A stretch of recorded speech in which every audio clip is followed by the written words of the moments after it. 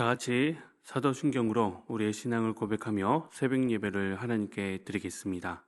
전능하사 천지를 만드신 하나님 아버지를 내가 믿사오며 그 외아들 우리 주 예수 그리스도를 믿사오니 이는 성령으로 잉태하사 동정녀 마리아에게 낳으시고 본디오 빌라도에게 권한을 받으사 십자가에 못 박혀 죽으시고 장사한 지 사흘 만에 죽은 자 가운데서 다시 살아나시며 하늘에 오르사 전능하신 하나님 우편에 앉아 계시다가 저리로서 산자와 죽은 자를 심판하러 오시리라. 성령을 믿사오며 거룩한 공예와 성도가 서로 교통하는 것과 죄를 사하신 것과 몸이 다시 산 것과 영원히 산 것을 믿사옵나이다. 아멘.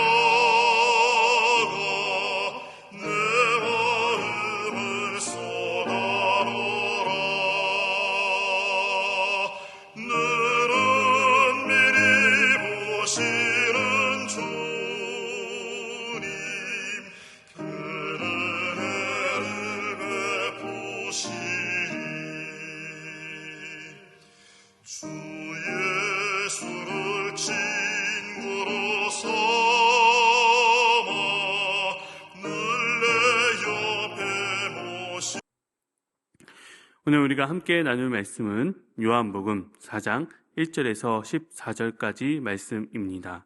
예수께서 제자를 삼고 세례를 베푸시는 것이 요한보다 많다 하는 말을 바리새인들이 들은 줄을 주께서 아신지라. 예수께서 친히 세례를 베푸신 것이 아니요 제자들이 베푼 것이라. 유대를 떠나사 다시 갈릴리로 가실새 사마리아를 통과하여야 하겠는지라. 사마리아에 있는 수가라 하는 동네에 이르시니 야곱이 그 아들 요셉에게 준 땅이 가깝고 거기 또 야곱의 우물이 있더라. 예수께서 길 가시다가 피곤하여 우물 곁에 그대로 앉으시니 때가 6시쯤 되었더라.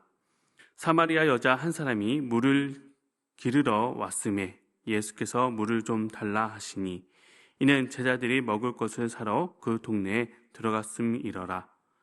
사마리아 여자가 이르되 당신은 유대인으로서 어찌하여 사마리아 여자인 나에게 물을 달라 하니까 하니 이는 유대인이 사마리아인과 상종하지 아니함이러라. 예수께서 대답하여 이르시되 내가 만일 하나님의 선물과 또 내게 물 좀 달라 하는 이가 누구인 줄 알았더라면 내가 그에게 구하였을 것이요 그가 생수를 내게 주었으리라. 여자가 이르되 주여 물 기를 그릇도 없고 이 우물은 깊은데 어디서 당신이 그 생수를 얻겠사옵나이까. 우리 조상 야곱이 이 우물을 우리에게 주셨고 또 여기서 자기와 자기 아들들과 짐승이 다 마셨는데 당신이 야곱보다 더 크니까. 예수께서 대답하여 이르시되 이 물을 마시는 자마다 다시 목마르려니와 내가 주는 물을 마시는 자는 영원히 목마르지 아니하리니 내가 주는 물은 그 속에서 영생하도록 솟아나는 샘물이 되리라. 아멘. 기도하시겠습니다. 할렐루야. 사랑과 은혜가 많으신 우리 하나님 아버지, 어두운 밤을 물리치시고 새로운 아침을 맞이하게 하시며 오늘도 생명의 숨결을 허락하신 하나님의 은혜에 감사와 찬양을 드립니다. 언제나 예수님의 보혈로 우리를 씻기시고 부활의 능력으로 새로운 소망을 주시니 감사합니다. 우리의 모든 삶의 주관자 되신 우리가 그 하나님을 신뢰하며 우리의 삶에 그 하나님을 인정하오니 주여 우리를 긍휼히 여겨 주시옵소서. 하나님의 공의와 정의가 이 땅 가운데 임하여 주시옵고 여전히 이 땅에 예수 그리스도가 참된 소망이시며 이 땅에 주님의 몸된 교회가 소망임을 느끼고 깨닫는 시대가 되게 인도하여 주시옵소서.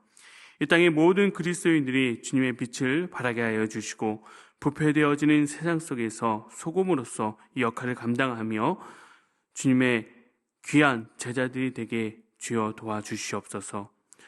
오늘 우리가 함께 요한복음 4장을 묵상하려고 합니다. 우리가 주님의 말씀을 귀담아 듣고 깨달으며 영원히 목마르지 아니하시는 주님의 은혜에 흠뻑 적실 줄 아는 오늘 하루의 삶이 되게 인도하여 주시옵소서. 예수 그리스도의 이름으로 기도드리옵나이다. 아멘. 오늘 본문 말씀은 우리가 너무 잘 아는 말씀이죠. 우리가 작년에 이미 수요 예배 설교로도 2번이나 함께 살펴본 말씀이기도 한데요. 우리가 앞장 3장에 보면 밤에 찾아온 니고데모를 볼 수 있었습니다. 그리고 이 4장에서는 낮에 예수님이 직접 찾아간 이름 없는 여인이 나오고 있는 것이죠.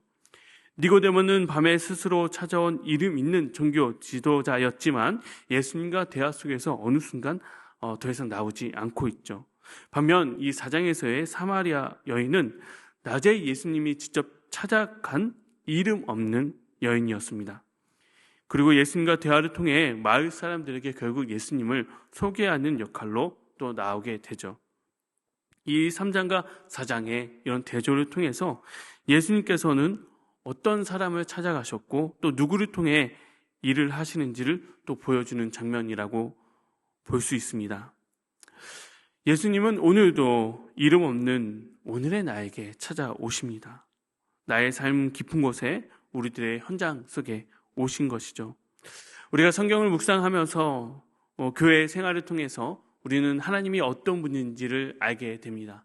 천지를 창조하신 하나님, 그리고 십자가의 보혈로 우리 찾아오신 예수님.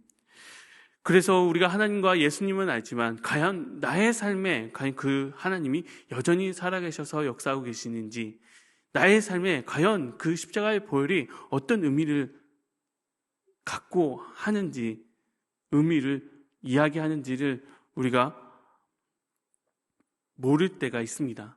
우리들의 삶의 어려움 가운데 또 여러 가지 걱정들이 우리를 하나님과 이 예수 그리스도의 삶을 우리의 삶 가운데 과연 어떤 것을 의미하는지를 모르게 하게 하죠. 그러나 오늘 본문 말씀처럼 예수님은 우리의 현장 속에 찾아오고 계신 것입니다. 오늘 본문 말씀을 우리가 함께 살펴보자면 1절에 먼저 세례 이야기가 나옵니다. 예수님께서 제자를 삼고 세례를 베푼 것이 세례 요한보다 많다는 말을 바리새인들이 이야기했다는 것을 예수님께서 하셨다. 어떻게 보면 좀 뜬금없는 이야기처럼 들리기도 하죠. 왜 이 말씀이 나와 있느냐? 자, 그전에 3장에 지금 예수님은 니고데모를 만났고, 즉 유대 지도자를 만났죠. 그리고 세례 요한의 증언을 이야기를 하며 이야기가 나옵니다. 자, 그런 상황에서 지금 바리새인들이 세례 요한보다 더 많은 제자를 지금 길러내고 있다고? 자, 이런 상황에서 예수님이 지금 유대를 떠나 갈릴리로, 지금 쉽게 말하면 빨리 지금 유대를 떠나서 갈릴리로 가야 된다는 아주 긴박한 상황이었다는 것을 이야기해주고 있는 것입니다. 자, 이런 긴박한 상황 가운데 평소 이 유대인이라고 한다면 이 사마리아를 지나 갈릴리로 가는 것은 제일 빠른 거리가 이 우회해서 가는 것입니다. 이 긴박한 상황 가운데 빨리 우회해서 가야 되는 상황임에도 불구하고 지금 예수님은 굳이 사마리아를 통과해서 가시겠다라고 하는 상황이 벌어진 것이죠. 잘 알다시피 사마리아는 유대인들과 상종하지 않는 사람들이죠. 그래서 우회해서 돌아가기도 바쁜데 야곱이 그 아들 요셉에게 준 땅 근처에 있는 수가라는 동네에 야곱의 우물이라는 곳을 콕 집어서 그 우물가에 지금 예수님이 앉아 계신 상황인 것입니다. 이 야곱의 우물은 구약성경에서 직접 언급되진 않았으나 야곱의 땅 소유와 관련된 기록을 통해 그 기원을 추정하고 있습니다. 창세기 33장에 보면 야곱은 에서와 화해한 후에 가나안 땅 세겜성에 도착하여서 하몰의 아들들로부터 100개의 은하로 땅을 구입합니다. 이곳이 야곱의 제단을 세우고 이곳에서 야곱은 제단을 세우고 엘 엘로헤 이스라엘이라고 말을 합니다. 이 땅이 바로 요한복음에서 언급되는 야곱이 그 아들 요셉에게 준 땅으로 수가 인근에 해당되며 아마 그곳에서 이 야곱의 우물이 만들어지지 않았을까라고 추측하고 있는 상황입니다. 이런 장소 낮 정오로 추정되는 시간에 여인이 와서 물을 뜰 때 그 여인에게 지금 예수님이 물을 좀 달라라고 이야기를 하고 계신 것이죠. 그러자 여인의 반응은 왜 사마리아인 나에게 물을 달라고 하느냐라는 것이고, 친절하게도 성경은 당시 유대인은 사마리아인들을 상종하지 아니했다라고까지 설명해 주고 있습니다. 왜 성경은 굳이 이런 설명을 붙여 놓았을까요? 무엇을 강조하고 싶은 것입니까? 생각해보면 오늘 본문 말씀 속에 예수님의 행동은 그 당시 문화 속에 금기를 깨는 여러 가지 행동을 지금 계속 하고 계십니다. 굳이 사마리아를 통과해서 진행한 행위, 100번을 양보해서 급히 갈릴리로 가려고 지름길을 택한 것이다 라고 하더라도 그러면 빨리 그 길을 지나가셨어야 하는데, 심지어 보리떡 5개로 5,000명을 먹으셨던 분이 뜬금없이 목이 마르다라고 유대인 남자가 사마리아 여인에게 먼저 말을 걸고, 지금 예수님은 지금 무엇을 깨뜨리고 싶어 하시는 것일까요? 예수님은 만나면 안 되는 사람을 만나셨고, 말을 걸면 안 되는 사람에게 말을 거셨고, 외면해야 할 사람을 찾아가신 것이죠. 예수님은 단순히 기존 질서를 무너뜨리려고 하신 것이 아니라 구원을 가로막는 이 질서를 무너뜨리려고 오신 것입니다. 그리고 이렇게 말씀을 하시는데요, 쉬운 성경으로 요한복음 4장 10절을 읽겠습니다. 예수님께서는 그 여자에게 이렇게 대답하셨습니다. 당신이 하나님께서 주시는 선물이 무엇인지, 또 내게 마실 것을 달라고 말하고 있는 사람이 누구인지 알았더라면 오히려 당신이 그 사람에게 구하였을 것이고, 그러면 그가 당신에게 생명의 물을 주었을 것이오. 이 말씀을 들여다보면 결국 두 가지를 이야기하고 계시는데요, 첫째는 하나님의 선물이 무엇인지 알았더라면, 두 번째로는 내가 누구인지 알았더라면. 하나님의 선물이 무엇일까요? 먼저 사마리아인들에게 야곱의 우물은 단순히 물을 깃는 곳이 아니었습니다.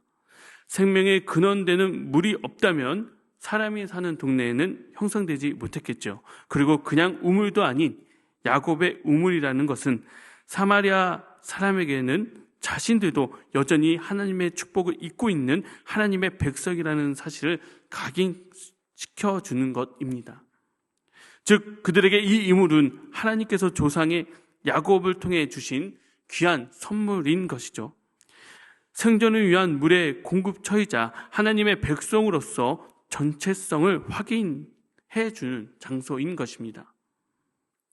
그런데 예수님은 지금 이 여인이 진짜 하나님의 선물을 모른다라고 말씀하고 계신 것이죠. 하나님의 선물도 모르고 있고 내가 누군지도 모르고 있다.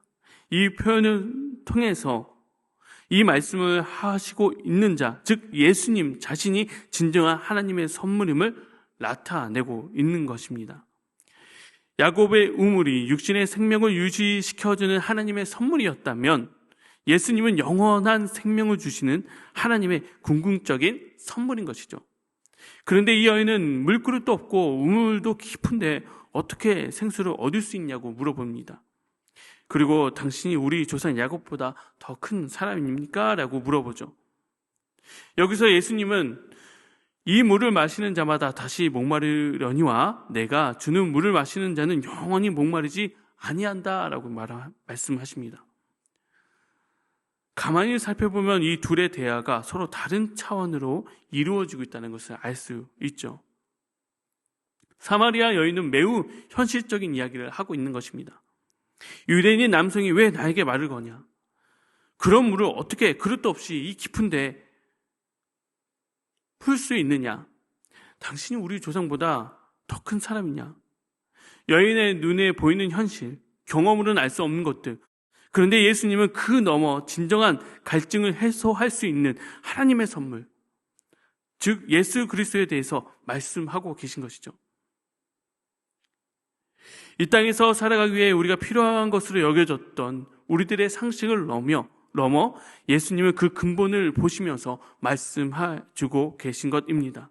더 크고 운정한 우물이 우리 자손 대대로 내려지는 것이 하나님의 선물일 것이라고 여겨졌던 이 모든 것들을 넘어 오늘 예수님은 내가 만일 하나님의 선물과 또 내게 물 좀 달라 하는 네가 누군지 알았더라면 내가 오히려 내게 구하였을 것이다 라고 말씀해 주고 계신 것입니다. 우리가 이 땅을 살아가면서 우리에게 필요한 여러 가지 우물들, 그 모든 것들이 다 소용없다라고 말씀하고 있는 것이 아닙니다. 오늘 하루를 살아가기 위해 우리에게 주어진 일터로 또 가정으로 나의 사회적 역할을 감당하기 위해 살아가야 합니다. 그러나 아무리 큰 우물을 갖고 있다 하더라도 결국 다시 목마른 상태가 되는 것이죠. 예수님은 모든 금기를 깨트리면서까지 구원을 가로막는 장벽을 무너뜨리면서까지 우리에게 영원히 목마르지 아니하는 생수를 전하려고 하시는 것입니다. 왜냐하면 우리 인생에 영원히 목마르지 아니하는 생수를 주시는 분은 오직 하나님의 선물이신 예수 그리스도밖에 없기 때문이죠. 사랑하는 성도 여러분, 오늘도 예수님은 우리 각자의 우물가로 찾아오십니다. 우리의 현실 깊은 곳으로 우리가 외면하고 싶은 그 자리까지 예수님은 친히 찾아오셔서 물 좀 달라라고 말씀하십니다. 그리고 우리에게 묻고 계시죠. 내가 하나님의 선물이 무엇인지 아느냐? 내가 누구인지 아느냐? 이 질문 앞에서 우리가 진정으로 주님을 알아보고 주님 그 생수를 제게 주소서라고 고백할 줄 아는 그런 만남이 이 자리에서 일어나기를 간절히 소망합니다. 또한 이러한 고백을 하는 저와 여러분들의 믿음이 되는 오늘 하루가 되기를 같이 기도했으면 좋겠습니다. 주기도문 하시겠습니다. 하늘에 계신 우리 아버지여, 이름이 거룩히 여김을 받으시오며 나라가 임하시오며 뜻이 하늘에서 이루어진 것 같이 땅에서도 이루어지이다. 오늘 우리에게 일용할 양식을 주시옵고 우리가 우리에게 죄 지은 자를 사하여 준 것 같이 우리의 죄를 사하여 주시옵고 우리를 시험에 들게 하지 마시옵고 다만 악에서 구하시옵소서. 나라와 권세와 영광이 아버지께 영원히 있사옵나이다. 아멘.